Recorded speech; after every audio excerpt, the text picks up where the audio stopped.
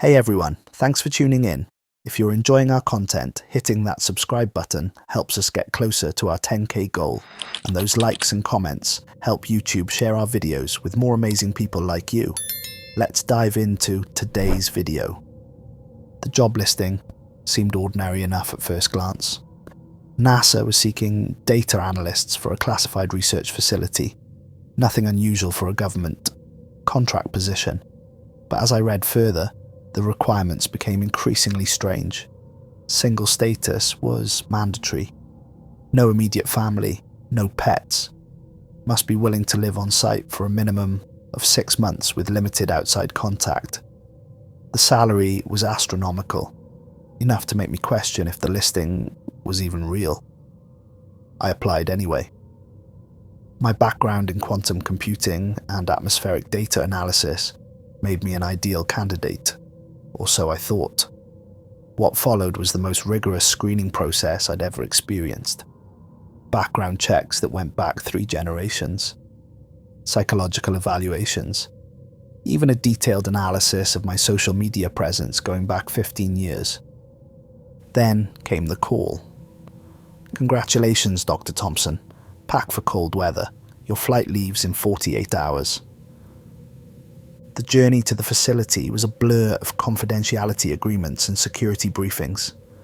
They flew me to Anchorage first, then via helicopter to what appeared to be a military installation carved into the face of Denali, or Mount McKinley as the older maps called it.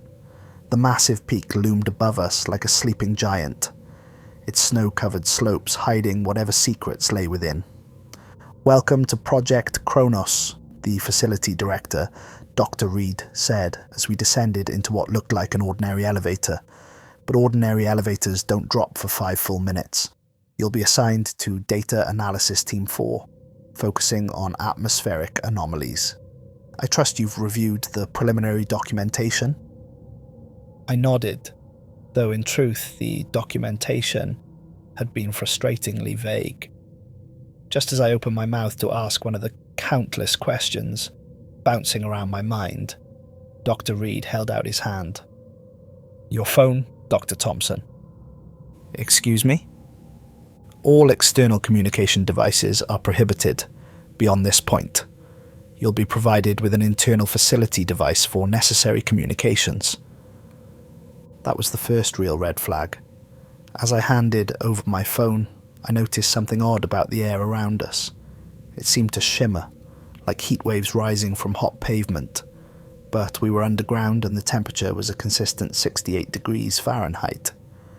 The elevator doors opened to reveal a sprawling complex that put every other research facility I'd seen to shame. The main atrium was a massive circular chamber with dozens of corridors branching off like spokes on a wheel. Monitors lined the walls, displaying a dizzying array of data.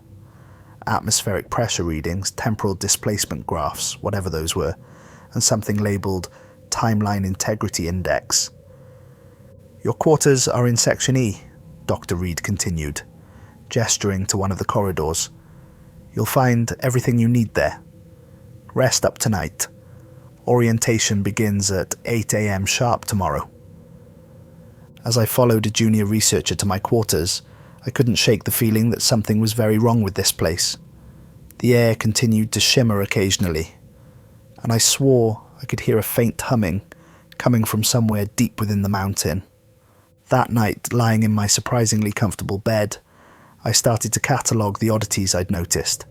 The shimmering air, the humming, the way some of the older researchers seemed to avoid making eye contact with anyone, the strange readings on those monitors.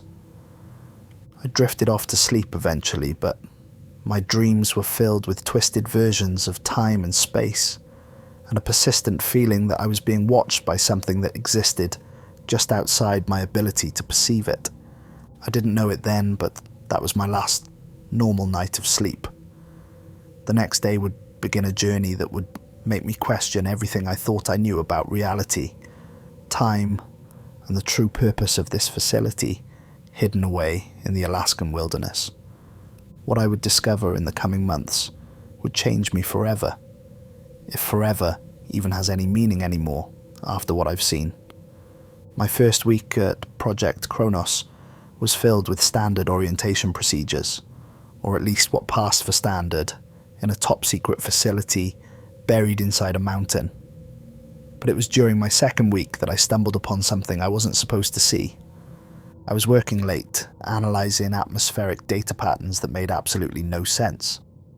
The readings showed impossible temperature inversions and pressure systems that seemed to move backward through time.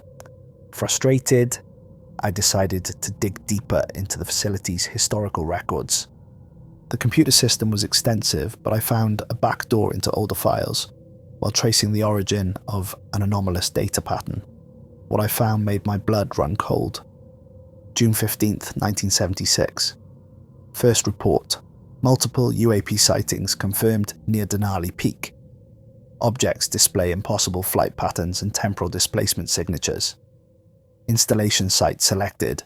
Operation Kronos approved. December 3rd, 1976. Internal memo. Indigenous consultation revealed concerning information. Local tribes speak of sky people and time distortions dating back generations. Elder testimony suggests temporal anomalies predate written history in the region. But it was the entry from 1982 that truly shook me.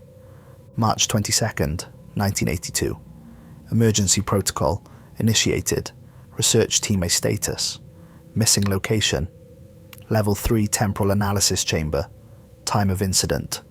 Unknown. Timestamps corrupted. Number of personnel. 12 note. Security footage shows team entering chamber at 3:52 p.m. No footage of exit exists. Chamber appears empty upon inspection. All personal effects remain in place. Doctor, redacted, reports seeing shadows moving against temporal flow prior to team's disappearance. I was so engrossed in reading that I didn't hear Dr. Reed approach. Finding anything interesting, Dr. Thompson? I nearly jumped out of my skin. Dr. Reed, I was just researching historical data patterns. His expression was unreadable. Walk with me. As we moved through the dimly lit corridors, he began to speak in a low voice. What you found, it's only the surface. This facility wasn't built to study UFOs or atmospheric anomalies. Those are just side effects. He led me to his office, sealed the door, and activated what he called a temporal dampener. The indigenous people were right, he continued. This mountain, it's special. Time doesn't work quite right here. Never has. In 1976, we thought we'd discovered something revolutionary. A natural, temporal thin spot. A place where the barriers between different time streams were weaker. He pulled out an old photograph.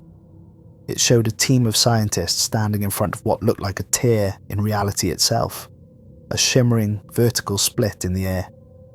Project Kronos was established to study these temporal anomalies, but in 1982, he paused, his hands shaking slightly.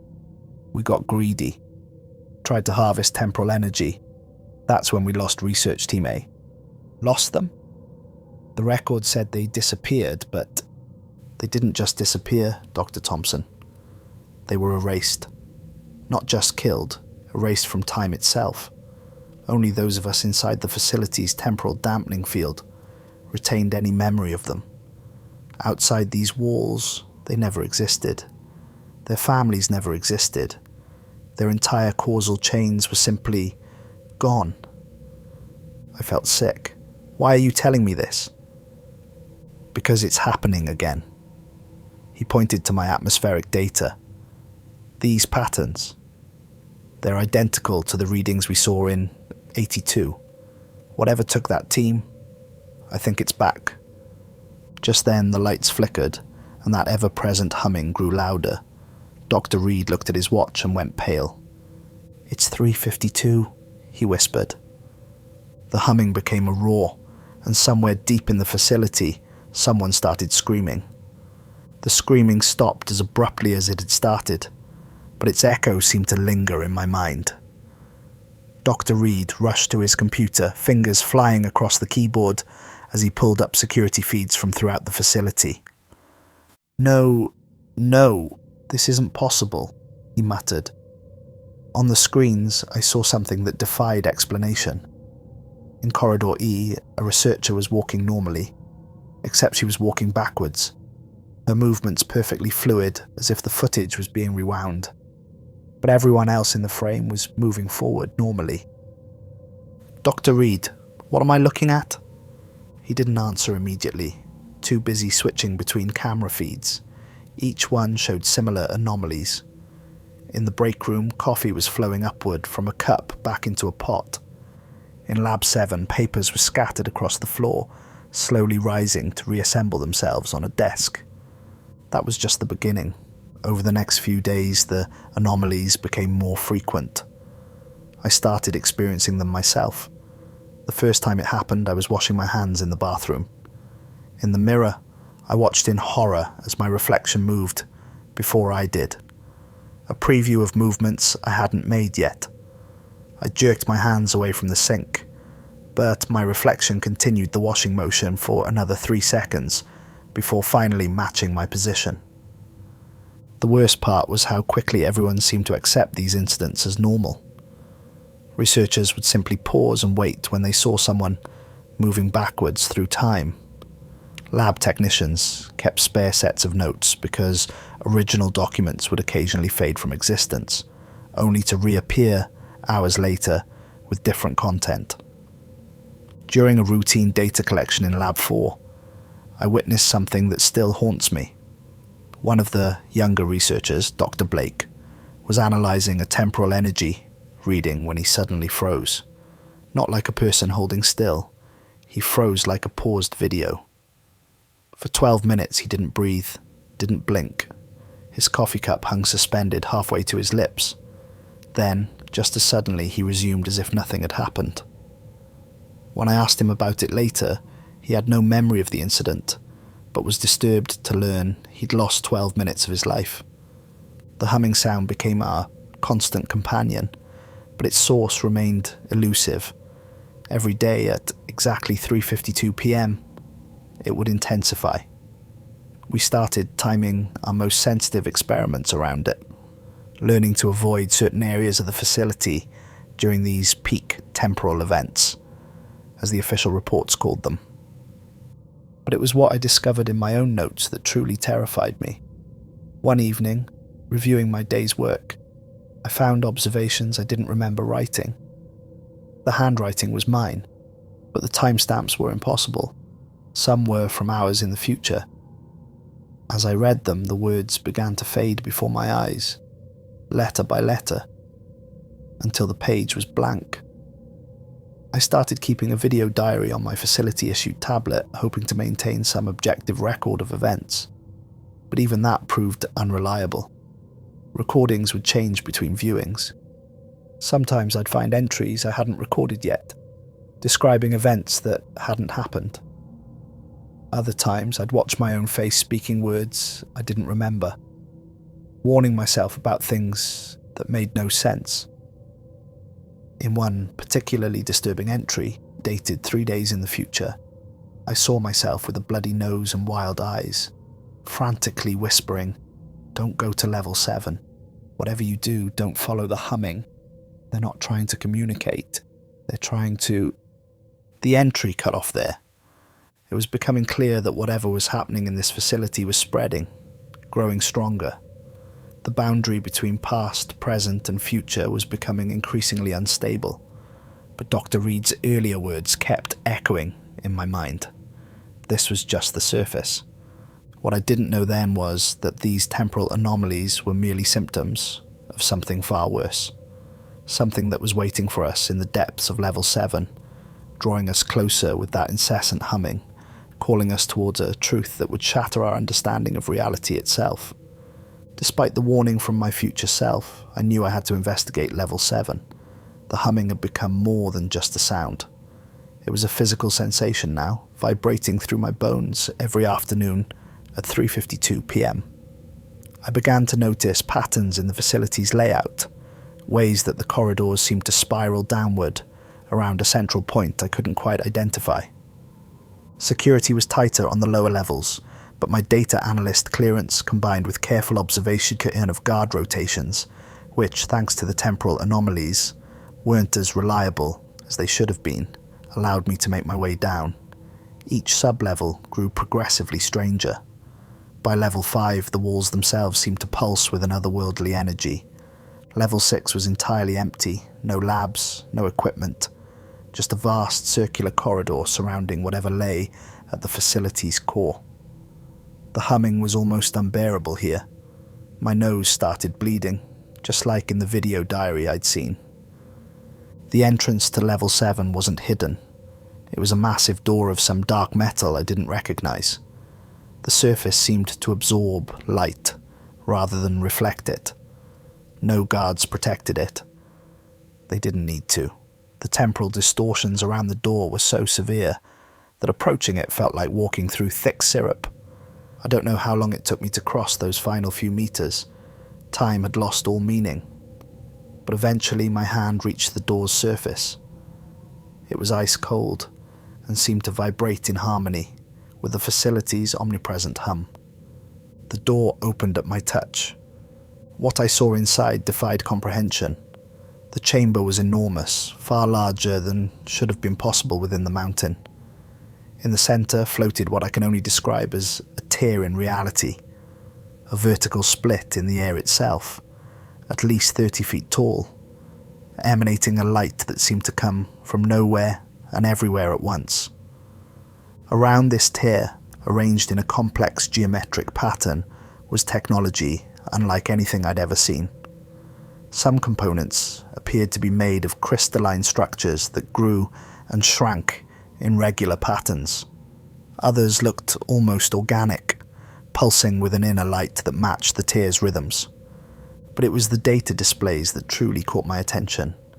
As an analyst, I could make sense of some of the readings, and what they showed was impossible. These machines weren't just studying time, they were harvesting it. Quantum equations scrolled across screens, showing how temporal energy was being extracted from the tear and stored in those crystalline structures. In one corner, partially hidden behind a column of equipment, I found a door labelled Original Research Team A, Personal Effects. Inside was a time capsule from 1982. Desks still covered with papers, coffee cups still half full, jackets hung on chairs as if their owners had just stepped out for a moment. Something caught my eye. A journal lying open on one of the desks. The final entry read, "The visitors came through again today. They don't speak, at least not in any way we can understand. They communicate through manipulation of time itself. They've shown us things, terrible things, possible futures, impossible pasts. They keep warning us about something they call the convergence, but we can't understand what they're trying to prevent. The temporal harvesting continues. Dr. Reed insists we're close to a breakthrough, but the equations, there's something wrong with them. The timeline integrity index keeps dropping. If we don't stop..." The entry ended mid-sentence. The next page was blank, save for a single phrase written in shaky handwriting. "It's watching us through the reflections." Just then I heard footsteps behind me, except they sounded wrong, like they were moving backward through time. I turned slowly, dreading what I might see. Dr. Reed stood in the doorway, but something was terribly wrong with his appearance. His image seemed to flicker between young and old, as if multiple versions of him were occupying the same space. "I see you found your way down here," he said, his voice echoing strangely. "Now you understand why we can't let you leave." Dr. Reed's form continued to fluctuate as he led me deeper into level 7. The temporal distortions were so severe here that I could see multiple versions of him walking, some slightly ahead, others slightly behind, like a living time stream caught in a loop. "You think we're studying UFOs," he said, his voice overlapping with itself. "That's what everyone thinks at first. But the truth is far worse. Those visitors mentioned in the journal, they weren't aliens. They were us, future versions of humanity, trying desperately to prevent their own existence. He gestured to the massive tear floating in the chamber's center. This isn't just a temporal anomaly. It's a wound in space-time, and it's growing. We didn't create it, we found it. Or more accurately, it found us. The indigenous people were right all along.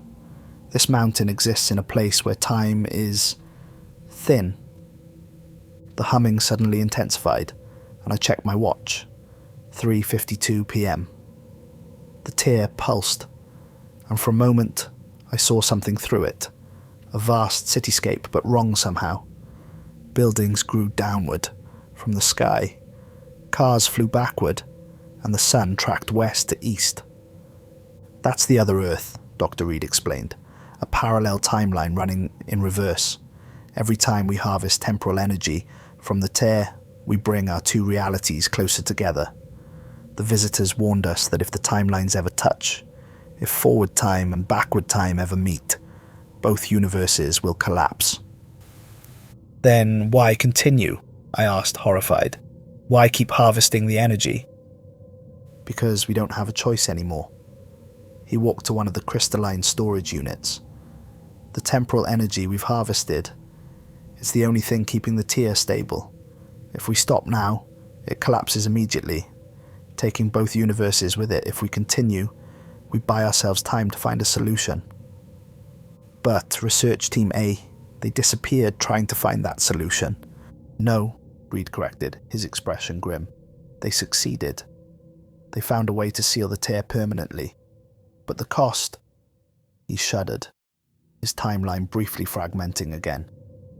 The cost was too high. It would require erasing this entire facility from history, along with everyone inside it. That's why you need people with no family ties, I realized. No close connections to the outside world. Because if the facility gets erased, everything connected to it gets erased too.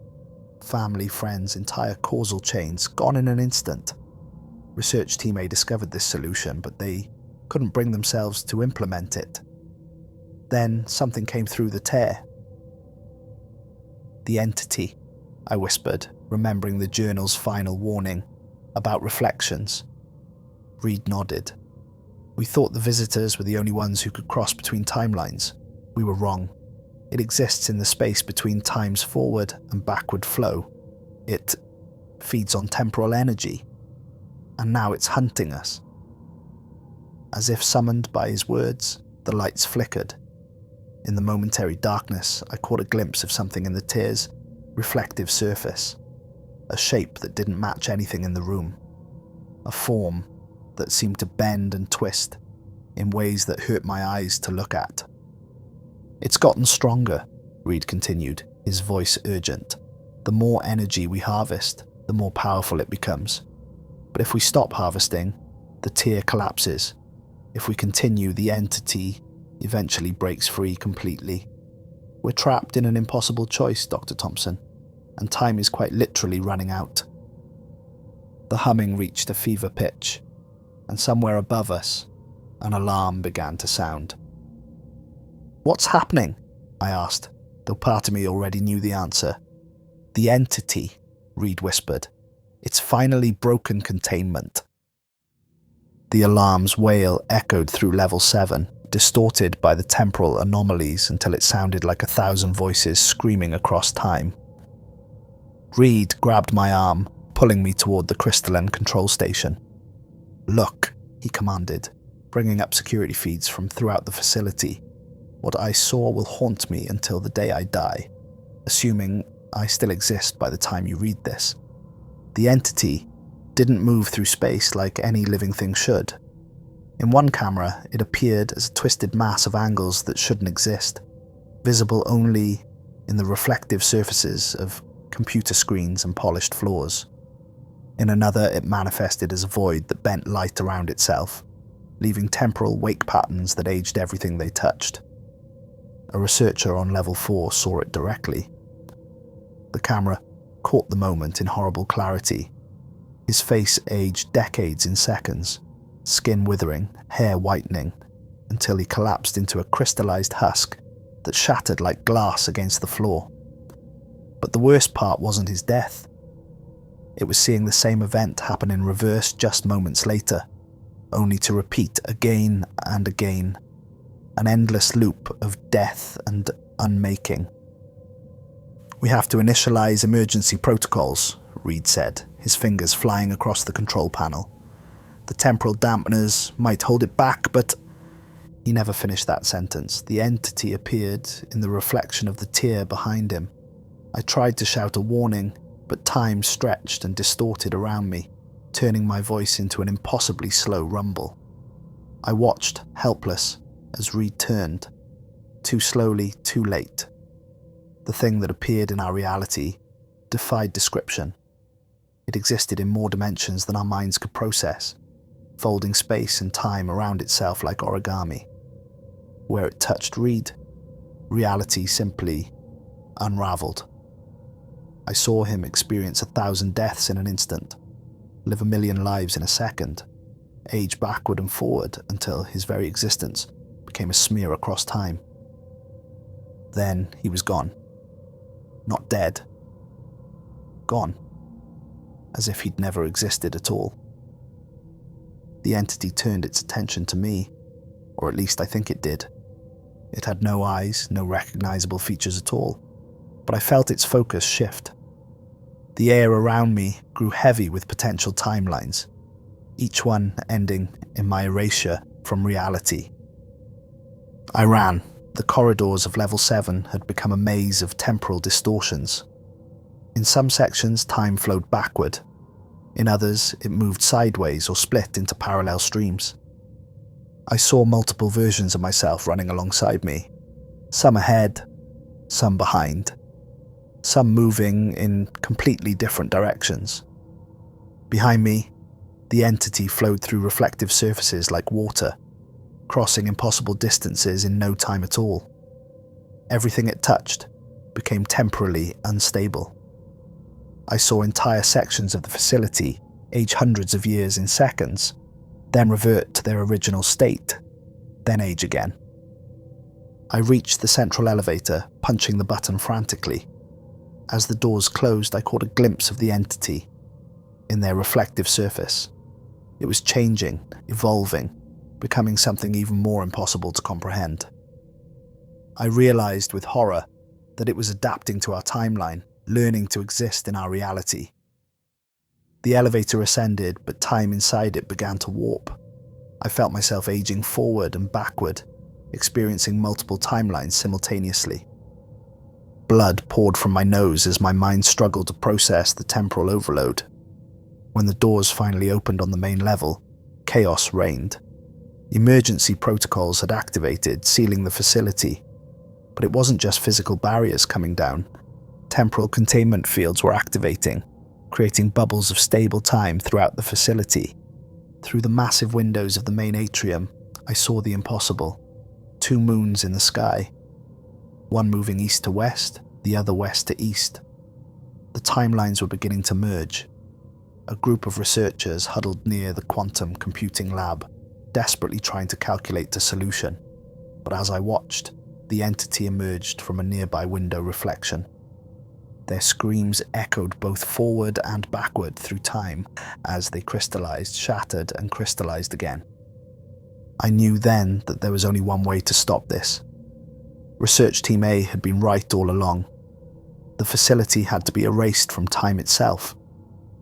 But as I ran toward the temporal core, my future self's warning echoed in my mind. What was it they were trying to tell me about the entity's true nature? What did it really want? The moment the temporal core lockdown initiated, everything changed. Massive steel barriers slid down over every window and door. But they weren't designed to keep things out. They were designed to keep something in. Us. Or more specifically, the temporal anomalies we'd unleashed. The temperature began to drop rapidly. I watched in horror as ice crystals formed in impossible patterns, growing both forward and backward in time. Within minutes, the walls were covered in fractal patterns of frost that seemed to move and shift when viewed from different temporal perspectives. All personnel, this is an emergency temporal containment protocol, an automated voice announced, its message distorting as it played across multiple timelines simultaneously.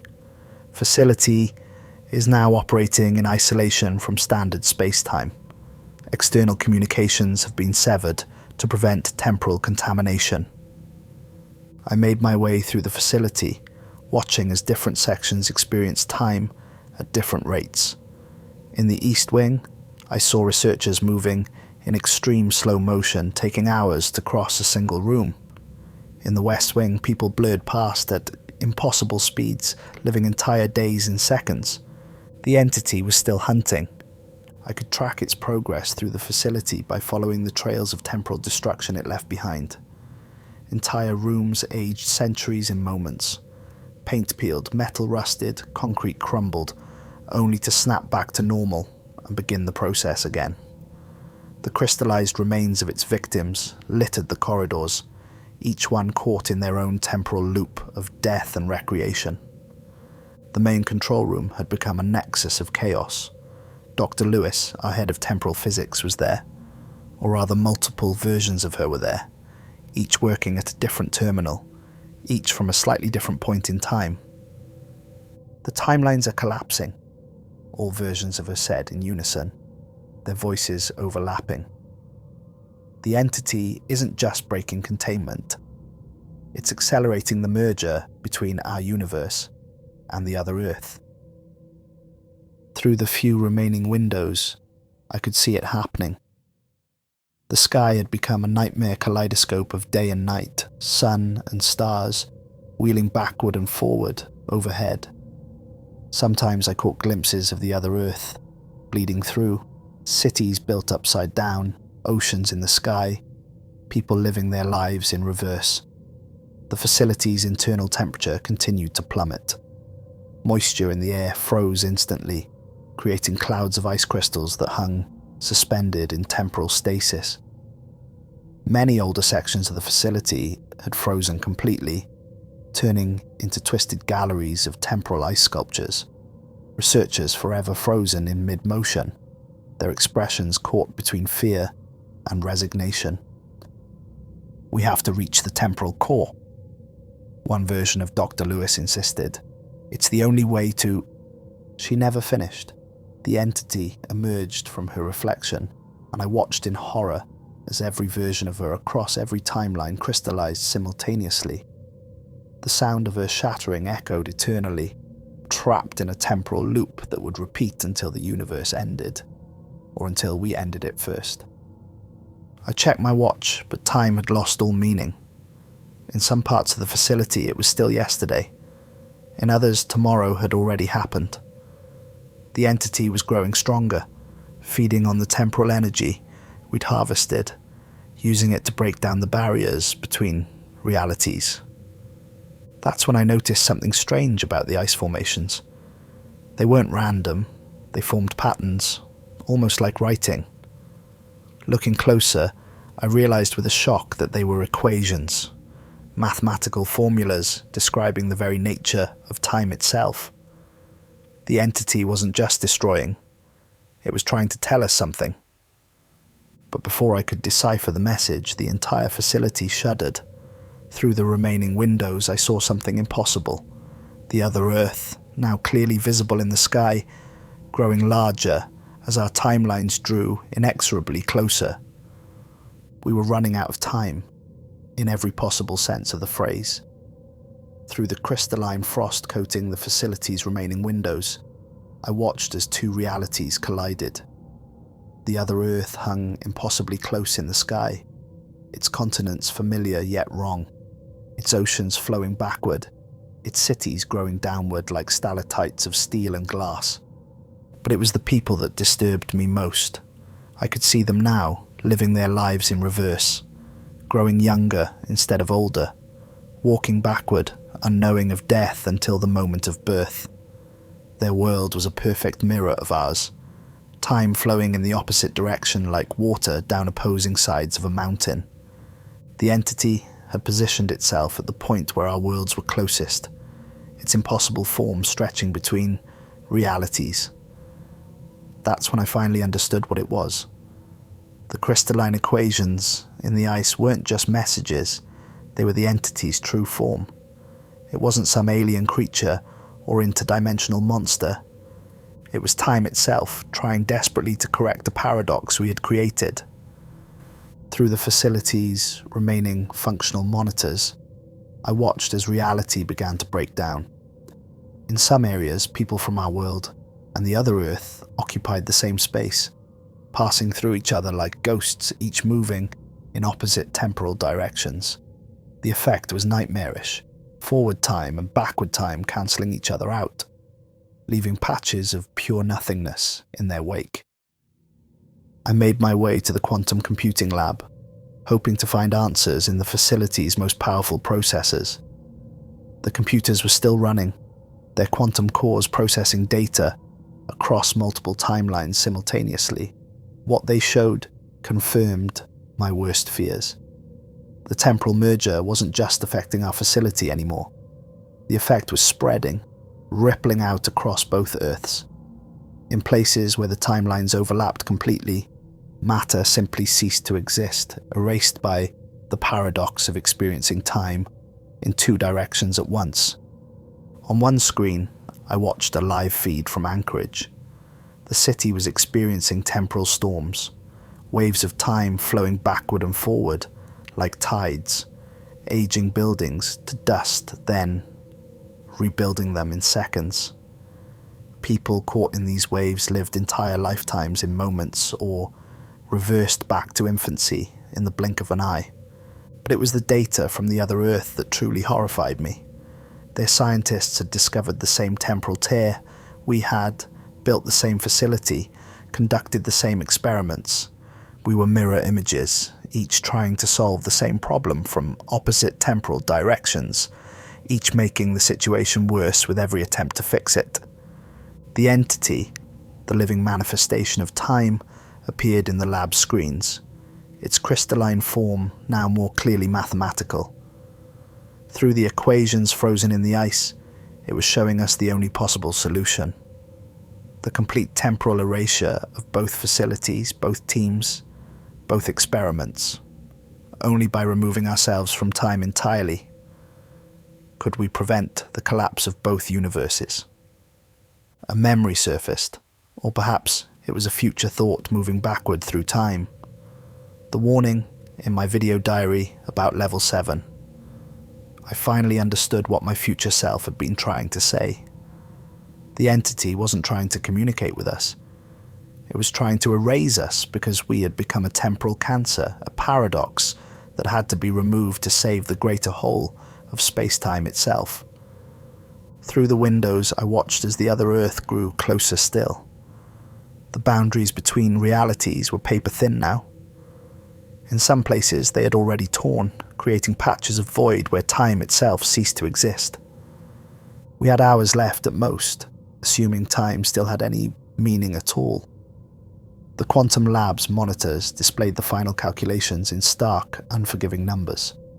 Both our facility and its mirror on the other Earth had to be erased completely, not just destroyed, but removed from time itself, as if they had never existed. The temporal core contained enough energy to do it, but triggering such an event would require perfect synchronization across both timelines. I found myself laughing at the irony. All this time we thought we were studying time, trying to harness it, control it. But time itself, manifested as the entity we'd been fleeing, had been trying to force this solution from the beginning.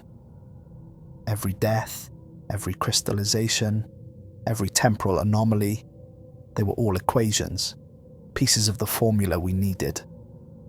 Making my way to the temporal core wasn't easy. The facility had become a maze of temporal zones, each operating at different speeds and directions.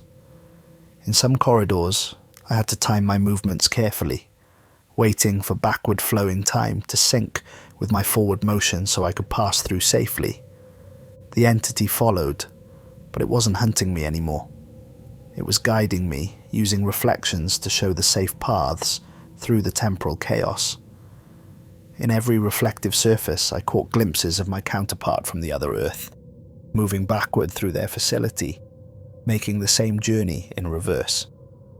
The temporal core itself was a marvel of quantum engineering, a massive sphere of crystalline structures surrounding a contained piece of the original tear.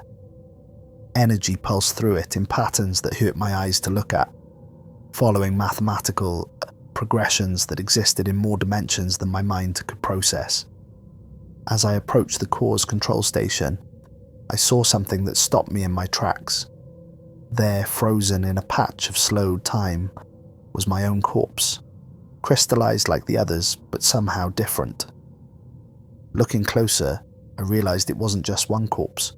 It was hundreds, maybe thousands, each from a different timeline, where I had tried and failed to trigger the temporal erasure correctly. The entity appeared in the core's crystalline surface, its mathematical form now fully visible. Through it, I could see my counterpart from the other Earth reaching their core at the same moment. Or perhaps it was the same moment moving backward. They saw me too. We were mirror images, each preparing to erase our own timeline to save both universes. The process was surprisingly simple. The entity had left the complete formula frozen in the ice throughout the facility. All I had to do was input the equations and synchronize the detonation with my counterpart. The tricky part was timing. It had to happen at exactly the same moment in both temporal directions. As I began the input sequence, memories started fading. Not just my memories of the facility, but memories of my entire life. People I'd known, places I'd been.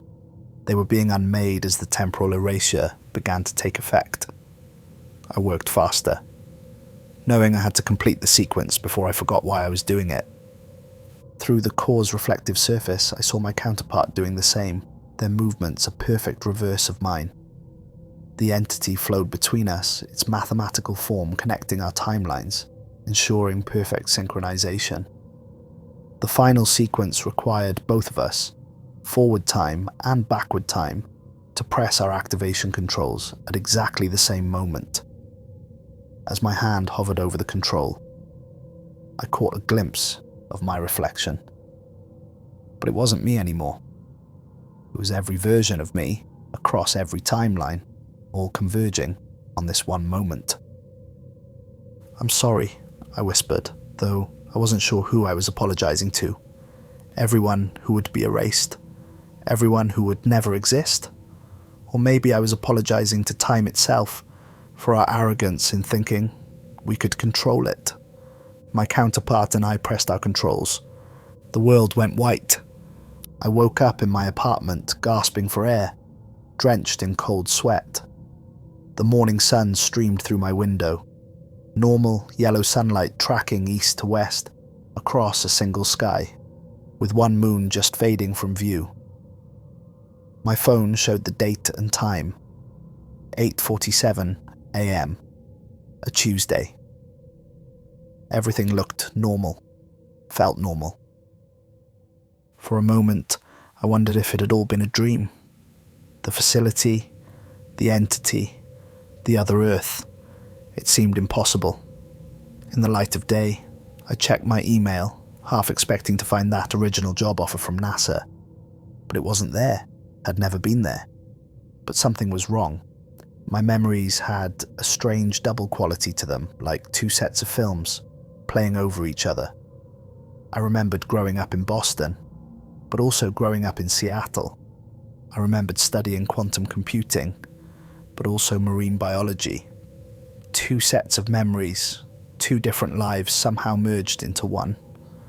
My computer held other anomalies, files I didn't remember creating, data I didn't remember collecting. And there, buried in a folder I had no memory of making, was a single document, dated 1982. Opening it made my nose bleed, just a few drops, but enough to trigger a flood of fractured memories. The document was addressed to myself, written in my own hand, but with words I didn't remember writing. If you're reading this, we succeeded. The facility has been erased, the temporal tear sealed. Both timelines are safe, merged but stable.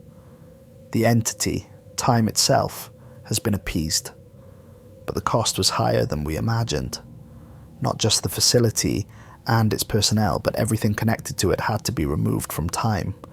Families, friends, entire causal chains, all rewritten. You'll have double memories. We all do, those few of us who remember at all. Echoes of both timelines, forward and backward, merged into a new singular flow. Most people's minds simply created new memories to fill the gaps. They'll never know how close we came to total collapse. But there's something else you need to know. Something we discovered in those final moments before the temporal erasure. The facility in Alaska wasn't the first of its kind. There are others, in Antarctica, in the Himalayas, in the Mariana Trench. Places where time runs thin, where the barriers between realities wear down. And they're building new facilities, different agencies, different names, but the same dangerous experiments, the same arrogant attempt to control time itself. This is a warning. Already I can feel these memories fading, becoming more like dreams than reality. Soon they may be gone completely. But as long as you remember anything, remember this. We cannot control time. We can only learn to work within it. Watch for the signs, the humming, the temporal distortions, the shimmering air, and most importantly, watch for the entity. It's still out there moving through reflections, trying to maintain the balance we keep threatening to destroy. Because if we're not careful, if we don't learn from what was erased, it will happen again. The document ended there. As I stared at the screen, the text began to fade, letter by letter, until the file was blank. When I tried to open it again, the file was gone. But the memories remain, growing dimmer each day, but never completely fading. Sometimes in mirrors or windows, I catch glimpses of something moving against time's flow. And every day at 3:52 p.m, I hear it, that faint familiar humming, calling from somewhere deep beneath the ice. The end, or perhaps the beginning.